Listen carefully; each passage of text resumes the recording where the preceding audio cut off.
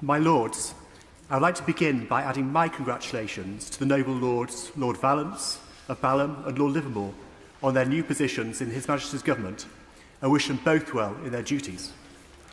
I would also like to congratulate my noble friend Lord Pettigas on a superb maiden speech, which was both amusing and intellectually powerful. In this debate on the gracious speech, I'd like to talk about employment, an issue which I champion as President of the Jobs Foundation, as declared in the Register of Interests. When the government published their manifesto, a good deal of attention was rightly given to their commitments to economic growth and wealth creation, two priorities I heartily support. But their manifesto also included a less publicised but equally welcome pledge to increase the employment rate of the UK from 75% to 80%, bringing 2 million more people into the workforce. This is an important priority both for our economy and our society. Post-pandemic, we've seen a sharp rise in economic inactivity, with the Institute for Employment Studies finding that there are nearly 1 million fewer people in the workforce than pre-COVID.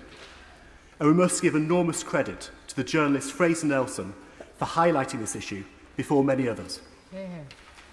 Whilst this pledge was understandably not referred to specifically in the gracious speech, I hope it's not lost as a policy objective in this Parliament. In his closing remarks, I'd be grateful if the noble Lord the Minister could confirm whether the employment rate pledge is still a commitment for this Parliament. I certainly hope it is, because increasing employment is an essential ingredient to securing economic growth and making the full use of our talents as a country. At the same time, we should all recognise that achieving this worthy objective is not solely down to the government. As noble Lords will know, it is businesses and entrepreneurs that provide 80% of the jobs in our economy. To achieve this objective, as well as needing a pool of skilled and motivated prospective employees, there also need to be employers creating high-quality, well-paid jobs for people to fill. The Jobs Foundation has spent the past year interviewing hundreds of local business leaders, employees and other local stakeholders to get a better understanding of the vital role that businesses play in helping people escape poverty, unemployment and other forms of disadvantage by providing jobs. In Sheffield, for example, the Jobs Foundation looked at the Ascend programme led by Ben Woolard, which aims to end young adult unemployment. By working closely with employers and fostering supportive peer groups, they are able to integrate unemployed young adults into the workforce and equip them with the essential experience they need to thrive and succeed.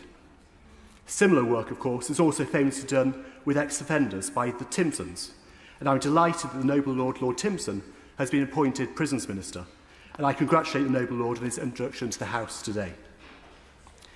Getting an extra 2 million people into work is not simply a statistic or a slogan. These jobs will come from individual business leaders making specific decisions to employ an extra person or taking an additional apprentice on. So at a macro level, the right business environment is needed to ensure that these 2 million jobs are provided.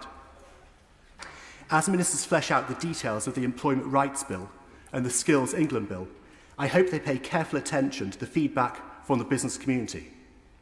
And as they decide to the measures to include in the budget, I urge them to have in their mind's eye the business leader weighing up whether to take on that extra employee and the entrepreneur calculating whether to invest.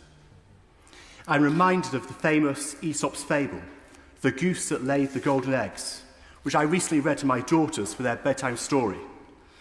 As noble lords will recall, in this story, the impatient and greedy countryman had the idea of getting all the golden eggs at once by killing the goose and cutting it open. But when the deed was done, not a single golden egg did he find, and his precious goose was dead. My lords, the business community is our country's golden goose.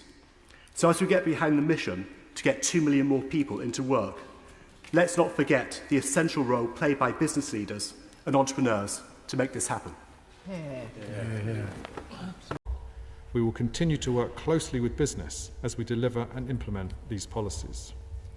In answer to the noble Lord Elliott, we remain committed to our manifesto's long-term ambition of an 80% employment rate. The plan to make work pay, alongside reforms to the welfare system, will help reduce the huge levels of economic inactivity inherited from the last government